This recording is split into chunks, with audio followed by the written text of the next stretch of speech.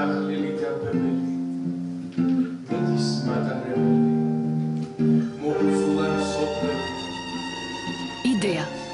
რომლის გარშემოც მთელი ქვეყანა ერთიანდება საქართველოს თავისუფლება და ეროვნული თვითგამორკვევა გადაცემა არის იმისთვის რომ ვისაუბროთ აქტუალურ თემებზე გვეწოვიან პოეტები პროზაიკოსები მუსიკოსები თავისუფლების მოპოვებისთვის მიძღვნილი პოეზია სტუმრად თემურ ჩალაბაშვილი და მარიკა ლორთქიფანიძე